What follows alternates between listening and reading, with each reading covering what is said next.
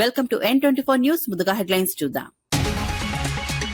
పారిశ్రామిక క్లస్టర్ల అభివృద్ధిపై సీఎం చంద్రబాబు కీలక సమీక్ష. విశాఖ, అమరావతి, తిరుపతి ప్రాంతాల అభివృద్ధిపై చర్చలు. రేర్ ఎర్త్ మినరల్ పార్క్ ప్రణాళికలపై సీఎం సమీక్ష. పరిశ్రమల హబ్ గా రాష్ట్రాన్ని తీర్చిదిద్దే దిశగా చర్యలు వేగం.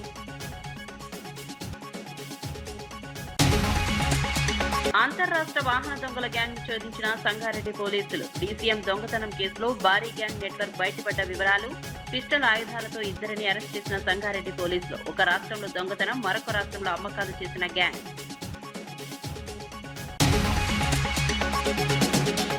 తమిళనాడులో విజయ్ పార్టీ ప్రపంచనం. టీవీకి ఎదుగుదలతో రెండు పార్టీల ఆధిపత్యానికి భారీ దెబ్బ. ట్రెండ్స్ లో 2వ స్థానంలో నిలిచిన విజయ్ పార్టీ. తమిళ రాజకీయాల్లో కొత్త శకానికి విజయ్ నాంది.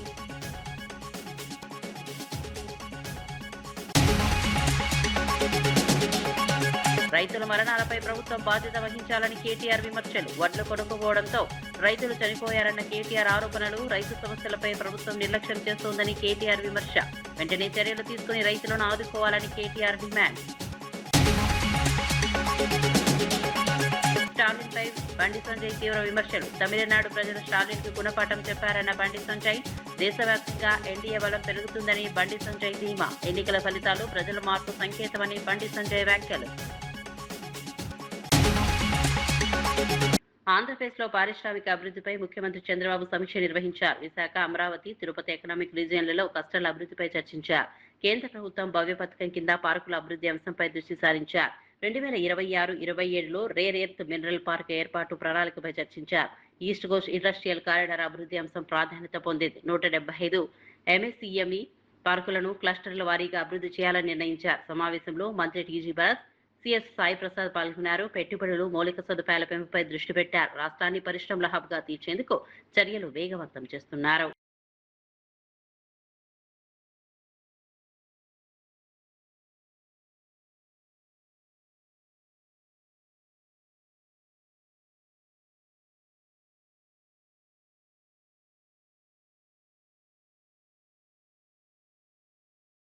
రాష్ట్ర అధ్యక్షుడు రామచంద్రరావు మే 10న జరగబోయే ప్రధాని మోదీ బహిరంగ సభను విజయవంతం చేయాలని పిలుపునిచ్చారు. 2 లక్షల మంది ప్రజలతో భారీగా సభ నిర్వహించేందుకు ఏర్పాట్లు చేస్తున్నామని తెలిపారు.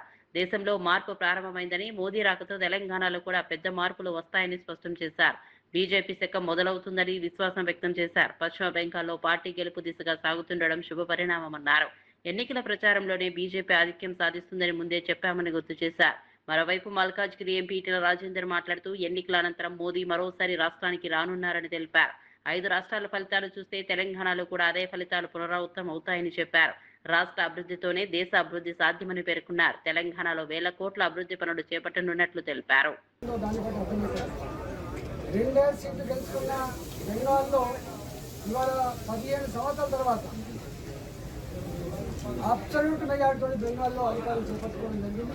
తప్పకుండా బెంగాల్ ప్రజానికానికి శుభాకాంక్షలు తెలియజేస్తూనే ప్రజలు మెచ్చి, ప్రజలు నచ్చి, ప్రజలు ఇష్టపూర్వకంగా తెచ్చుకున్న ప్రభుత్వం కాబట్టి ఇవాళ బెంగాల్ ప్రజల ఆత్మగౌరవ భాగాలు అయితే బాధ్యత మా పార్టీ మీద ఉన్నట్టుగా రేపు పరిపాలన కొనసాగుతుందని చెప్పి ఆశిస్తూ ఉన్నాయి.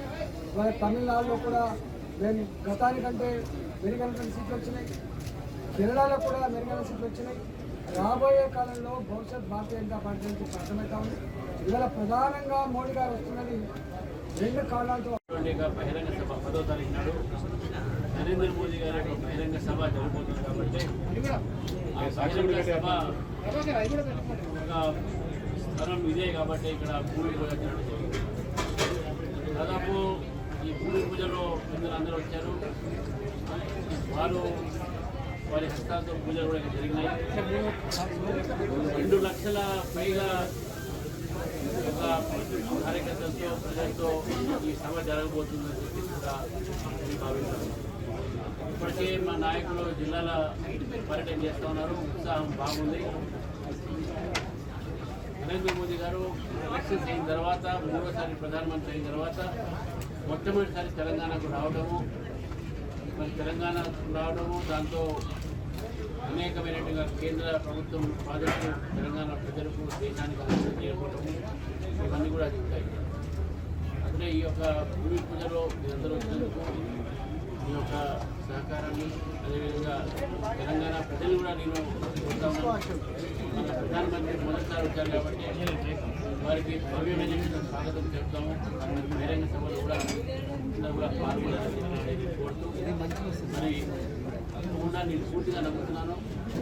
ఏ విధంగా అయితే ఈరోజు దేశంలో మొత్తం మార్పులు జరుగుతూ ఉన్నాయో దేశ ప్రజలు బీజేపీ విధానాలు మోదీ గారి నాయకత్వం చూస్తూ ఉన్నారు. రేపు తెలంగాణలో కూడా మోదీ గారి నాయకత్వంతో తెలంగాణ రాజకీయాల్లో పెద్ద మార్పు జరిగి తెలంగాణలో కూడా ప్రజలు మోదీ వైపు చూస్తారు, బీజేపీ వైపు చూస్తారు. నేను పూర్తిగా నమ్ముతున్నాను. ఈ విశ్వాసంతోనే ఈ యొక్క సభ ఏర్పాటు చేసినాము. అదేవిధంగా సభ జయప్రదం చేయాలని చెప్పి తెలంగాణ ప్రజలను కోరుతూ మరి మొదటిసారి తెలంగాణకు రావడము మరి ముఖ్యంగా ప్రతిష్టాత్మకంగా జరిగినటువంటి 5 రాష్ట్రాల ఎన్నికల ఫలితాల తర్వాత వారు తెలంగాణలో అడుగు పెడతా ఉన్నారంటే తెలంగాణ ప్రజలు వారు కళ్ళకు ఒత్తులు పెట్టుకొని ఎదురు చూస్తూ ఉన్నారు మోదీ గారి రాక గురించి.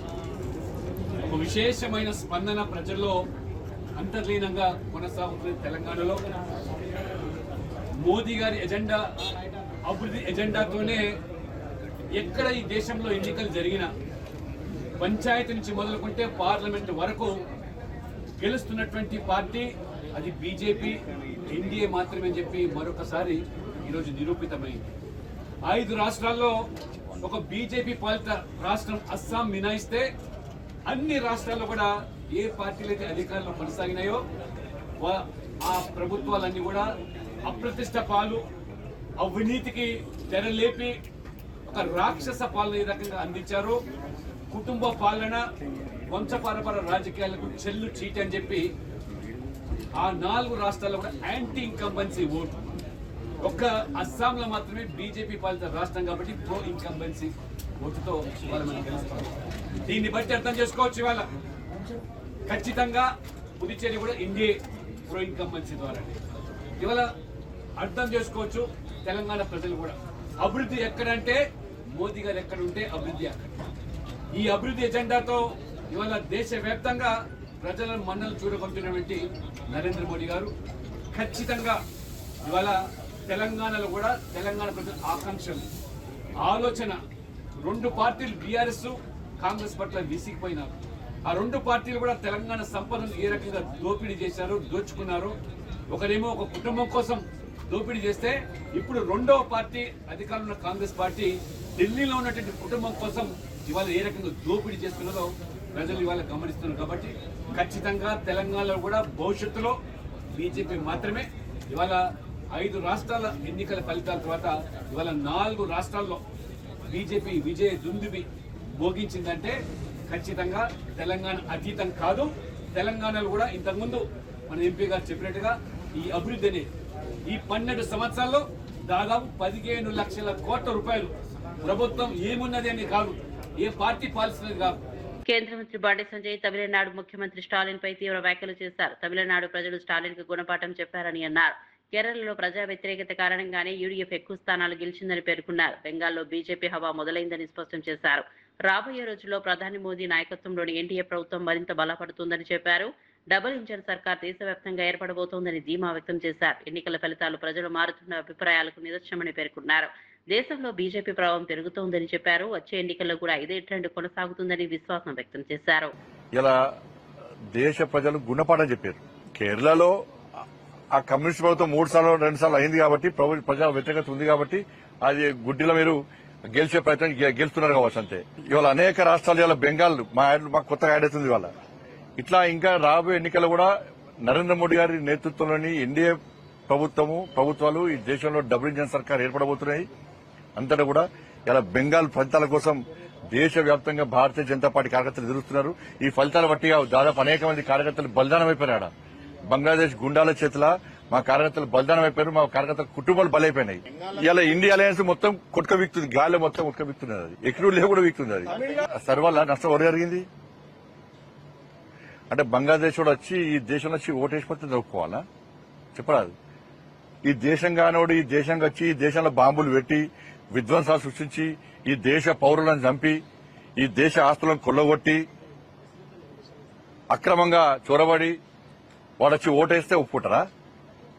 దేశ ప్రజలు ఆలోచిస్తారా ఇలా? అందుకే సరే వచ్చింది కాబట్టి బంగ్లాదేశ్ ప్రజలు కూడా ఇలా బంగ్లాదేశ్ చొరబడిదారులకు దీని ద్వారా చరమగీతం పాడుతున్నది ఇండియా ప్రభుత్వం, నరేంద్ర మోడీ ప్రభుత్వం. కాబట్టి ఫలితాలు ఈసారి ఎట్టి బీజేపీ అనుకూలంగా రావాల్సిందే, దీదీ సంగతి చెప్పాల్సిందే అని చెప్తున్నారు ఇవాళ. రైతుల మరణాలపై బీఆర్ఎస్ నేత కేటీఆర్ తీవ్ర విమర్శలు చేశారు. ప్రభుత్వం వడ్లు కొనకపోవడం వల్ల 2 రైతులు ప్రాణాలు కోల్పోయారని అన్నారు. రంగారెడ్డి జిల్లాలో గౌరయ్య ఎండలో వడ్లు ఆరబోస్తూ కుప్పకూలి చనిపోయారని తెలిపారు. మహబూబాబాద్ జిల్లాలో వెంకన్న పిడుగు పడడంతో మరణించారని చెప్పారు. వడ్లు కొనకపోవడం వల్ల ఈ ఘటనలు జరిగాయని మండిపడ్డారు. ఇవి ప్రభుత్వం చేసిన హత్యలేనని తీవ్ర వ్యాఖ్యలు చేశారు. రైతుల సమస్యలను ప్రభుత్వం పట్టించుకోవడం లేదని విమర్శించారు. వెంటనే చర్యలు తీసుకుని రైతులను ఆదుకోవాలని డిమాండ్ చేశారు. ఆఖరికి వాన పడేటట్టుంటే అటూరికి ఇటూరికి ఆ టార్పాలిన్ కప్పేందుకు ఆయన మరి పంటను కాపాడుకునేందుకు ప్రయత్నం చేసి అక్కడికక్కడ పిడుగు పడితే సెంటర్లోనే ఆ వెంకన్న గారు కూడా చచ్చిపోయింది. అంటే ఇవి ఖచ్చితంగా ప్రభుత్వం చేస్తున్న హత్యలు. ఇవి ఖచ్చితంగా ప్రభుత్వమే రైతులను వాళ్లను సంపేతందుకు, వాళ్లకు ఊపిరి లేకుండా చేసేందుకు చేస్తున్న ప్రయత్నంగా కనబడతా ఉంది. నేను అడుగుతున్నా ముఖ్యమంత్రి గారిని, ఒక్క సెంటర్ అన్న చూసినవా? పోయినవా? నీ మంత్రులు ఒక్క సెంటర్ కన్నా పోయినరా? ఎక్కడో పోయి రిబ్బన్ కటింగ్లు అన్నట్టు పోజులు కొట్టుడు తప్ప కొనుగోలు ఎట్లయితున్నాయి, పైసలు పడుతున్నాయా లేవా, జోక్తుండ్రా లేదా, 5-6 కిలోల తరుగు ఒక్కొక్క మరి సెంటర్లో ఇయ్యాలా? మీరు చూస్తే ఆ రోజుల్లో రేవంత్ రెడ్డి గారు చాలా మాట్లాడారు, కానీ ఇవాళ ఒక్కొక్క సెంటర్లో ఒక్కొక్క రైతు ఇబ్బంది పడతా ఉన్నాడు, అవస్థలు పడుతుంటే ఒక్క మంత్రి పత్తా లేడు, ఒక ఎమ్మెల్యే పత్తా లేడు, ఎక్కడోళ్ళక్కడ తప్పించుకుని తిరుగుడు తప్ప ఇంకోటి లేనే లేదు. తమిళనాడు రాజకీయాల్లో దళపతి విజయ్ కొత్త సంచలనం సృష్టిస్తున్నారు. అసెంబ్లీ ఎన్నికల ట్రెండ్స్ చూస్తే టీవీకే పార్టీ భారీగా ముందంజలో ఉంది. ప్రధాన ప్రతిపక్షం అన్నా డీఎంకేను 3వ స్థానానికి నెట్టేసి 2వ స్థానంలో నిలిచింది. విదయ్ తిరుచి ఈస్ట్, పెరంబూర్ నియోజకవర్గాల్లో ఆధిక్యంలో ఉన్నారు. అధికార డీఎంకే కార్యాలయంలో ఆందోళన వాతావరణం నెలకొంది. ఆశించిన ఫలితాలు రాకపోవడంతో వేడుక ఏర్పాట్లను తొలగిస్తున్నారు. దశాబ్దాలుగా ఉన్న 2 పార్టీల ఆధిపత్యానికి విజయ్ బ్రేక్ వేశారు. తమిళనాడు రాజకీయాల్లో కొత్త శకానికి నాంది పలికారు. ప్రజల్లో భారీ ఆదరణ పొందుతున్న టీవీకే పార్టీ భవిష్యత్తులో కీలక శక్తిగా మారే అవకాశాలు కనిపిస్తున్నాయి. எப்போ விக்கிரவாண்டி மாநாடு அறிவிச்சு நம்ம தனியாக நிற்க போகிறோம், நம்ம ஒரு தனி மெஜாரிட்டியில் ஆட்சி அமைக்க போகிறோம் அப்படின்னு சொன்னார். அப்போவே நாங்கள் எல்லாருமே தமிழ்நாடு மக்கள் எல்லாருமே அண்ணன் கூட இருப்பாங்க அப்படிங்கிறது எங்களுக்கு விக்கிரவாண்டி மாநாட்டத்திலே எங்களுக்கு தெரியுங்க. இப்போ தேர்தல் ரொம்ப இச்சக்கட்டம், ஒரு பெரிய குரூஷியல் ஸ்டேஜில் இருக்குது. ஏடிஎம்கே டிஎம்கே கிட்டத்தட்ட ஒரே வாக்குகள் பெற்ற நிலைமை தெரியுது. ஒருவேளை கொஞ்சம் குறைவு வந்திருக்குதுன்னா டிவிக்கு எந்த ஆட்சிக்கு சப்போர்ட் பண்ண வாய்ப்பு இருக்கு? ஆனால் அது எல்லாமே தலைமை அண்ணன் தான் முடிவு எடுப்பாருண்ணா. அண்ணன் என்ன சொல்கிறாரோ அதுதாண்ணா.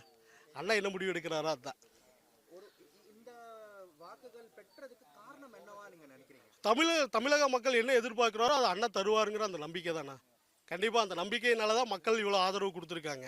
சரிங்களா? அண்ணா எல்லாத்துக்கும் இப்போ இல்லை, 26-27 வருஷமாக 33 வருஷமாக பார்த்தீங்கன்னா அவரோட ரசிகர் மன்றத்தை மக்கள் இயக்கமாக ஆரம்பித்து மக்கள் இயக்கத்தை ஒரு கட்சியை வழிநடத்தி அந்த கட்சியில் இருக்கிறவங்கள ஒரு நல்ல தலைவர்களாக உருவாக்கிட்டு இருக்கா. அப்படி அதனால் கண்டிப்பாக நாங்கள் இன்றைக்கி நேற்று வந்தவங்க இல்லைண்ணா.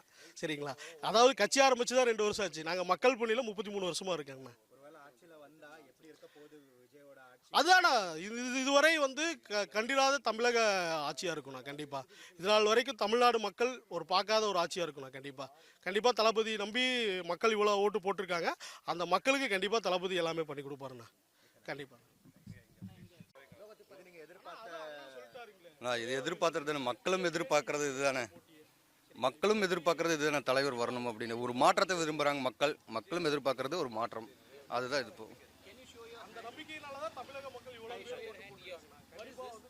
தளபதி விஜய், தளபதி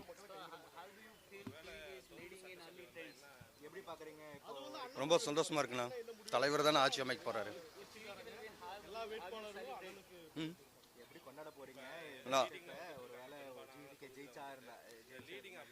ரொம்ப சந்தோஷமா இருக்கு. மக்கள் எந்த மாதிரி ஆட்சி கேட்டாரோ அதே மாதிரி அமைப்பாரு.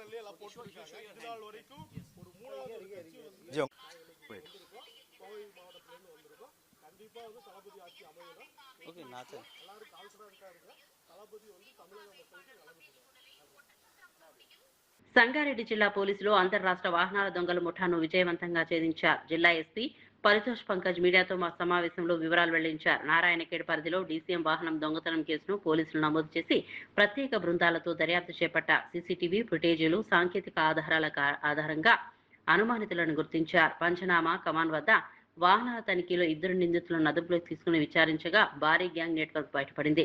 వారి వద్ద నుండి పిస్టల్స్, రౌండ్స్, ఎయిర్ గన్, కత్తులు, సెల్ ఫోన్లు స్వాధీనం చేసుకున్నారు. ఒక రాష్ట్రంలో వాహనాలు దొంగిలించి మరో రాష్ట్రంలో అమ్మే విధంగా ఈ ముఠా పనిచేస్తున్నట్లు పోలీసులు వెల్లడించారు. ఇప్పటికే 6గురిని అరెస్ట్ చేసి రిమాండ్కు తరలించారు. మరికొందరు నిందితులు పరారీలో ఉండగా వారి కోసం గాలింపు చర్యలు కొనసాగుతున్నాయి. మనకి ఇన్ఫర్మేషన్ వచ్చింది regarding movement of suspicious persons in Narayankhed limit.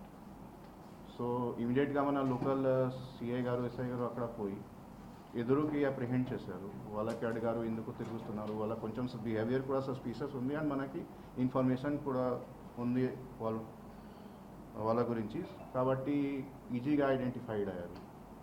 వాళ్ళ అక్కడ మన ఆన్ ద స్పాట్ సీజర్లో ఒక కంట్రీ మేడ్ పిస్టల్, ఆల్రెడీ ఇది కంట్రీ మేడ్ ఒక పిస్టల్ ఉంది, along with 2 live rounds and 1 air gun.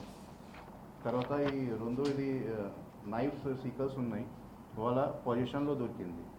మన వాళ్ళు అక్కడే మనీ పంచనామా చేసి వాళ్ళకి మళ్ళీ ఇంట్రోగేట్ చేశారు.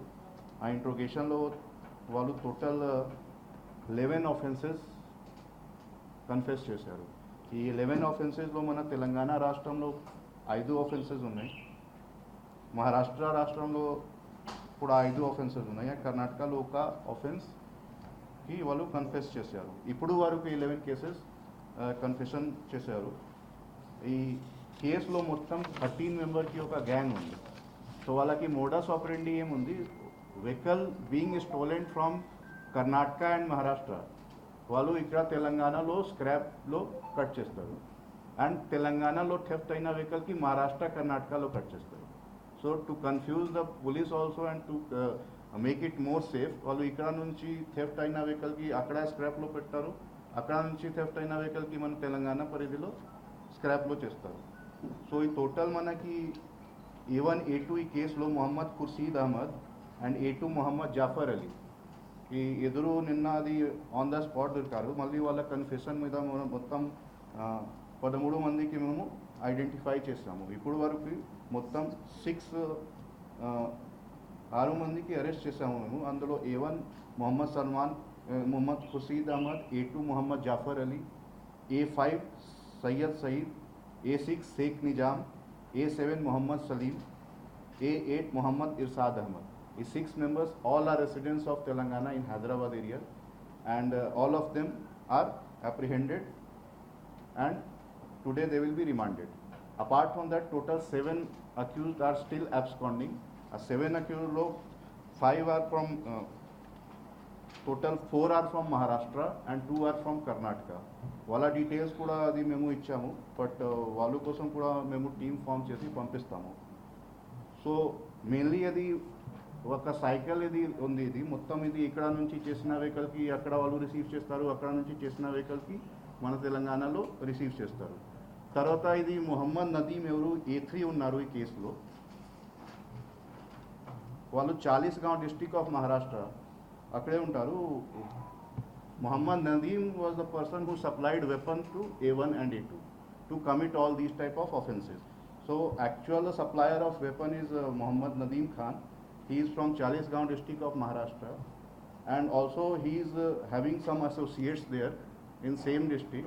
So already we are trying to nab these absconding accused also. Ippudu varuki property recovered either in possession or through confession panchanama. 1 country made pistol with 2 live rounds, 1 air gun, 2 knives, 6 cell phones, net cash 2 lakh rupees and 1 tipper vehicle bearing number MS22AA1413. ఈ tipper vehicle కూడా just ఇది few days back అక్కడ మహారాష్ట్ర నుంచి weed district ఉంది, అక్కడ ఒక Palri వాజినాథ్ city ఉంది, అక్కడ నుంచి సీఎం రేవంత్ రెడ్డి అధ్యక్షతన సచివాలయంలో సమావేశం నిర్వహించనున్నారు. పాలన అభివృద్ధికి సంబంధించిన కీలక అంశాలపై చర్చ జరుగుతాయి. ముఖ్య విధాన నిర్ణయాలు తీసుకునే అవకాశం ఉంది. ప్రభుత్వ కార్యక్రమాల అమలుపై సమీక్ష చేయనున్నారు. తాజా పరిస్థితులపై మంత్రులతో చర్చిస్తారు. ఈ సమావేశం తర్వాత కీలక ప్రకటనలు వచ్చే అవకాశం ఉంది.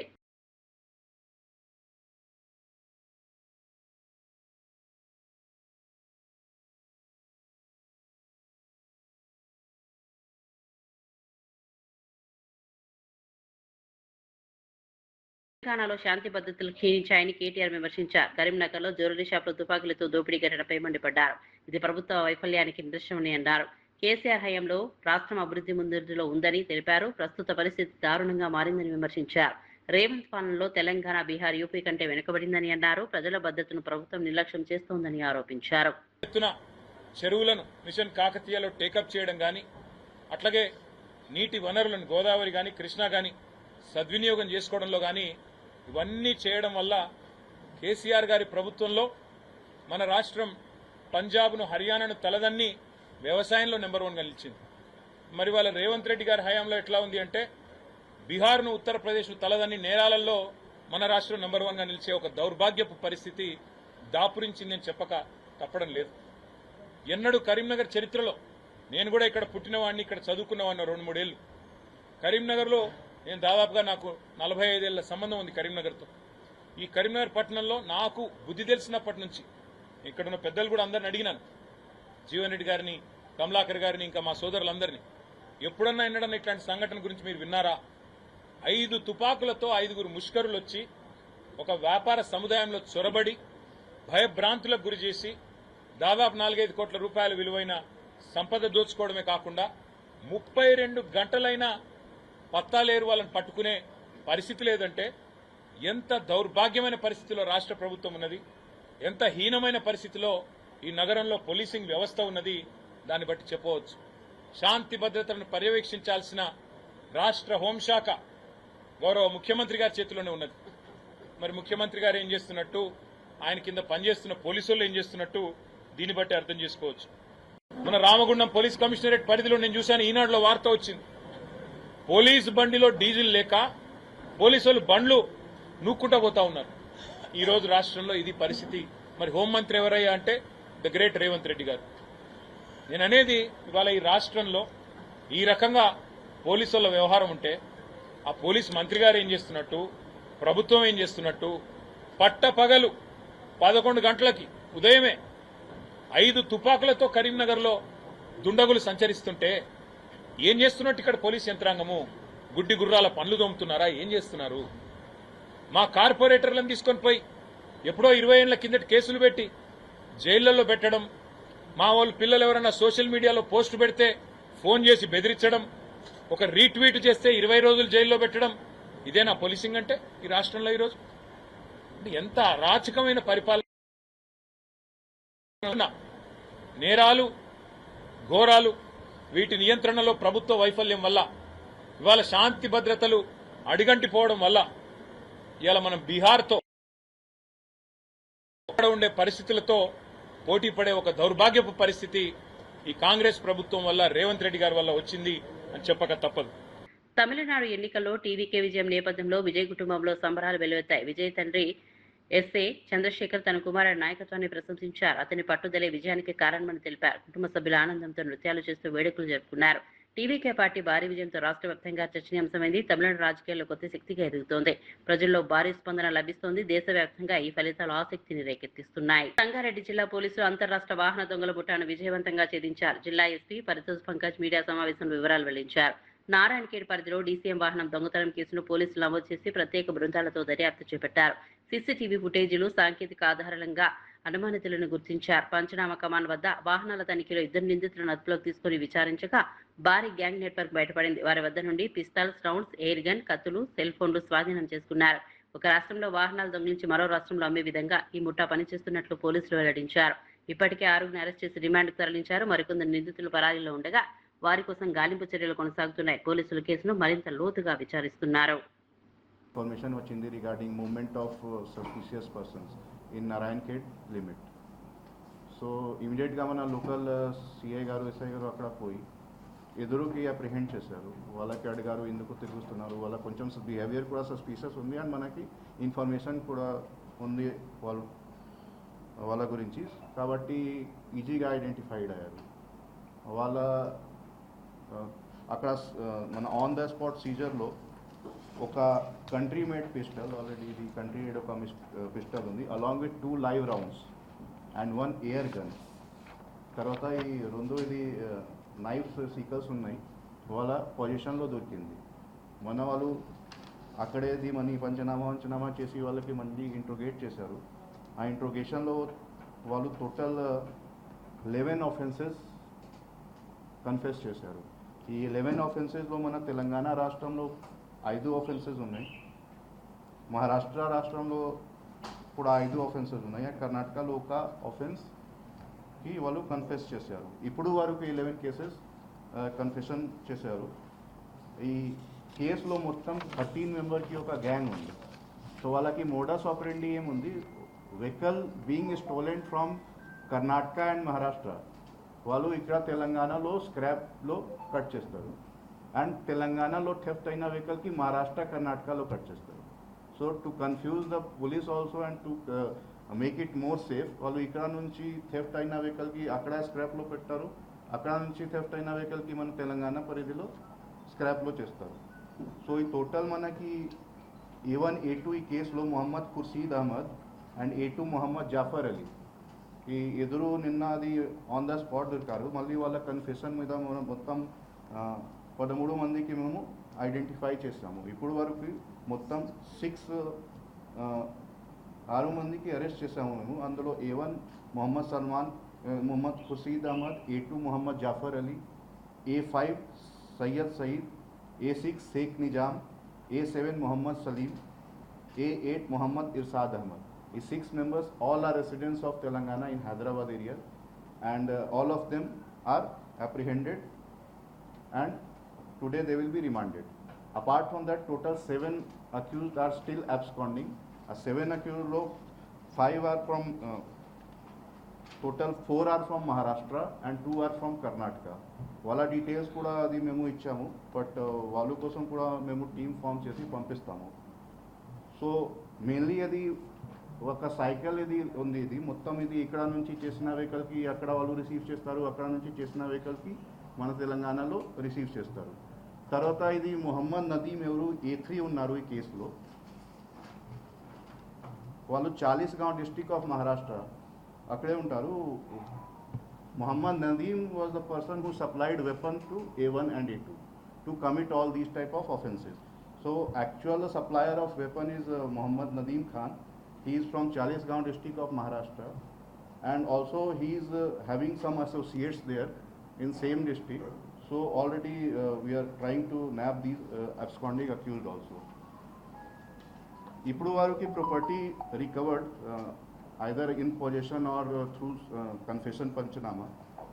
1 country-made pistol with 2 live rounds, 1 air gun, 2 knives, 6 cell phones, net cash 2 lakh rupees, and 1 tipper vehicle bearing number MS22AA1413. ఈ టిప్పర్ వెహికల్ కూడా జస్ట్ ఇది ఫ్యూ డేస్ బ్యాక్ అక్కడ మహారాష్ట్ర నుంచి వీడ్ డిస్టిక్ ఉంది, అక్కడ ఒక పర్లీ వాజినాథ్ సిటీ ఉంది, అక్కడ నుంచి. దక్షిణ భారత అగ్రకథానాయిక త్రిష తిరుమల శ్రీవారిని దర్శించుకున్నారు. తెల్లవారుజామున వీఐపీ బ్రేక్ దర్శనంలో స్వామివారి సేవలో పాల్గొన్నారు. నేడు ఆమె పుట్టినరోజు కావడంతో ఈ దర్శనం ప్రత్యేక ప్రాధాన్యత సంతరించుకుంది. అలాగే తమిళనాడు ఎన్నికల ఫలితాలు వెలువడుతున్న నేపథ్యంలో ఈ పర్యటనపై ఆసక్తి పెరిగింది. దళపతి విజయం కోసం త్రిష ముక్కులు తీర్చుకున్నారనే ప్రచారం జరుగుతోంది. దర్శనం అనంతరం రంగనాయకుల మండపంలో పండితులు ఆశీర్వచనం అందించారు. ఆలయ అధికారులు ప్రసాదాలు అందజేశారు. ఆమెను చూడడానికి భక్తులు అభిమానులు భారీగా చేరుకున్నారు. సెల్ఫీల కోసం పోటీపడుతూ సందడి చేశారు. రండిమా, మీరు వచ్చేయండి మేడం మాతో. లాగండి అబ్బాయిని లాగు.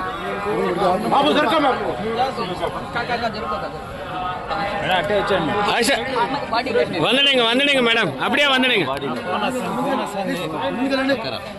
ఏ బాబు మా ఇట్రా ఇట్రా, அப்படியே வந்துடுங்கம்மா.